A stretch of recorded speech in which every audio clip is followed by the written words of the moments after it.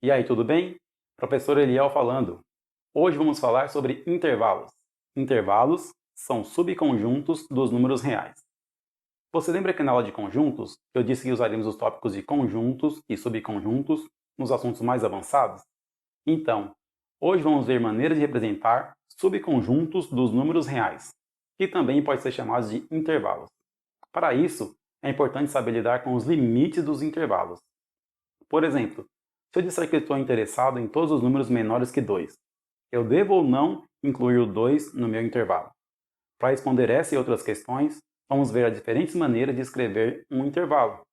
Ative a sua mente, que a aula vai começar. Bom, pessoal, uma maneira de representar graficamente os números reais é através de uma reta, que ela é feita da seguinte forma. Vou fazer uma reta aqui e vou considerar que ela é no sentido da esquerda para a direita. E eu vou ter aqui, então, o zero, né? À esquerda de zero, eu tenho aqui os números negativos. À direita de zero, vou ter os números positivos. E os números podem ser qualquer número natural, inteiro, racional ou irracional. Bom, nos limites aqui da reta vai ter, então, o menos infinito e o mais infinito. E aqui eu vou ter vários números, né? Vou ter como escrever aqui os números normalmente dentro aqui do que nós já vimos. Então aqui poderíamos colocar os números aqui, né? Os inteiros aqui, ó. 1, 2, 3, 4, 5, né? Assim por diante. E à esquerda do zero, ó. Menos 1, menos 2, menos 3, menos 4, menos 5, menos 6, assim por diante. E é claro, né? Entre os inteiros, a gente tem os não inteiros, né? Por exemplo, entre o 0 e 1 aqui, tem 0,5, tem 0,7, 0,555, né? Periódico aqui. Também temos aqui os irracionais, né? Por exemplo, entre o 3 e o 4 tem o número π. O número π que é 3,14, 15, assim por diante. Da mesma forma aqui nos negativos, né? Poderia ter aqui, por exemplo, aqui entre o 4 e o 5, né? Poderia ter menos raiz de 20 aqui, por exemplo, né? Daria um número negativo entre 4 e 5. E aí o que acontece? Quando eu quero pegar uma porção dessa reta aqui, ela é chamada de intervalo. Então, vamos supor que eu quero pegar um intervalo que vai daqui, ó, até aqui. Então, isso aqui vai ser um intervalo dos números reais. E aí, existe maneira de representar esse intervalo. Tá? Eu vou fazer alguns exemplos aqui de intervalos e como representá-los, ok? Vou fazer aqui uma espécie de tabela para mostrar para vocês aqui como fica, então, cada uma dessas representações aqui. Então, vamos lá. Primeiro, forma escrita. Se eu for escrever números maiores que 3, x pertence aos reais, tal que x é maior que 3. De novo, ó, forma escrita para números menores ou iguais a 8. De novo, ó, x pertence aos reais, tal que x é menor ou igual a 8.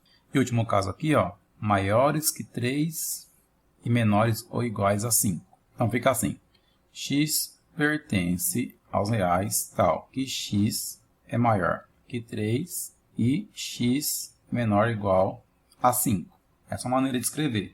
Outra maneira de escrever também seria assim, x pertence aos reais, tal que 3 é menor que x, que é menor ou igual a 5. Aqui dá a mesma coisa. Eu tenho x maior que 3, logo 3 é menor que x. X é menor ou igual a 5, x menor ou igual a 5. Está escrito aqui também. Então, quando for um caso que tem duas condições, por exemplo, aqui é maiores que 3, menores ou iguais a 5, posso escrever dessa forma aqui que é separada, ou dessa forma aqui que é tudo junto. Então, essa aqui é a representação de como escrever um intervalo.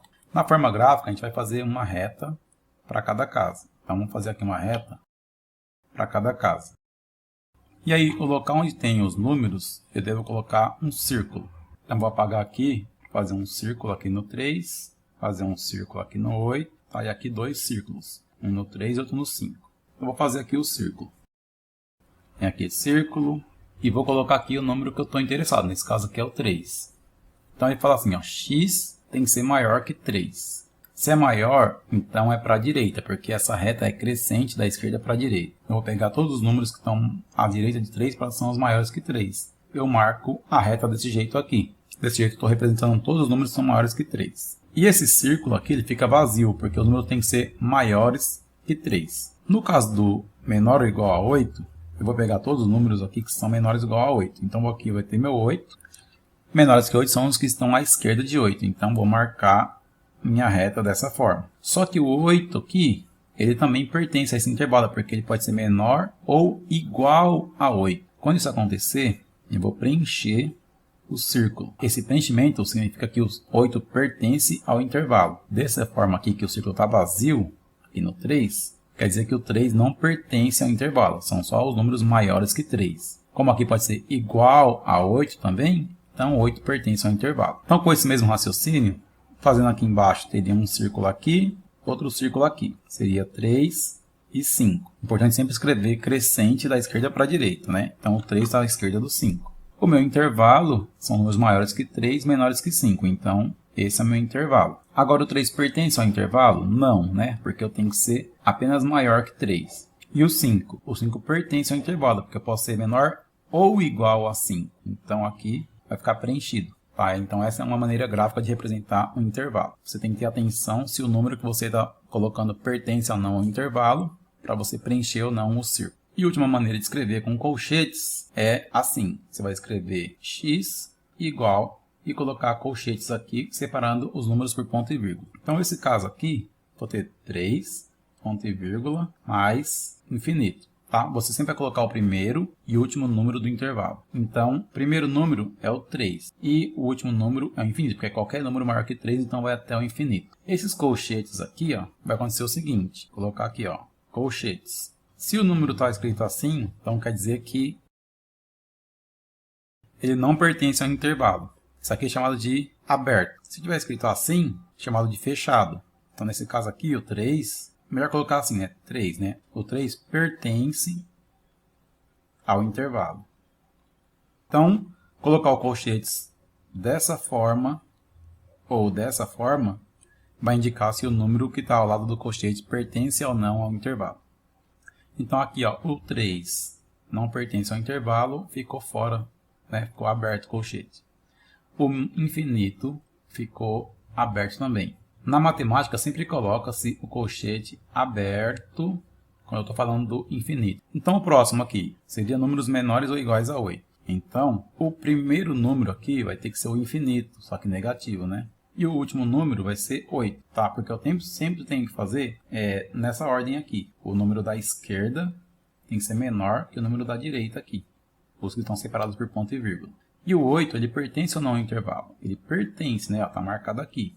Então, como ele pertence, o colchete nele é fechado. Fechei o colchete no 8. Então, ele pertence ao intervalo. Então, dessa forma que nós vamos escrever esses intervalos usando colchetes. Eu poderia fazer o último caso aqui, então, da seguinte maneira. X é igual. O menor número é 3, o maior é 5. Então, o menor é 3, ele não pertence. Então, colchete aberto para o 3. E o maior é 5, então 5, colchete fechado para o 5. Então, essas são as 3 maneiras de representar um intervalo dos números reais. Maneira escrita, gráfica ou com colchetes. Se você estiver se perguntando para que eu tenho que saber isso, é o seguinte, se você for determinar a solução de uma inequação, ela não é dada por um número, ela é dada por um conjunto. E você pode representar a solução dessas 3 formas aqui. Outra coisa, se você estiver determinando o domínio de uma função, o domínio de uma função, ele também é um conjunto, não é um ponto. Às vezes pode ser um ponto, mas a maioria dos casos é um conjunto. Então você vai usar essa notação também para representar. Então se você vai prestar exatas, isso aqui é extremamente importante para você. Não tem o que fazer, tem que saber essas coisas aqui. E aí você vai então aprendendo aqui como escrever os intervalos. Então vimos os conceitos de intervalos e como representá-los. Você tem que ter em mente que dificilmente vai encontrar um problema específico sobre intervalos, mas vai ter que saber isso para usar na solução de outros problemas, como inequações e domínios de funções, por exemplo. Se você gostou desse vídeo, deixe o seu like, se inscreva no canal, compartilhe esse vídeo com seus amigos que também estão estudando e se tiver dúvidas, deixe nos comentários. Um abraço do professor Eliel, até o próximo vídeo e por hoje é só.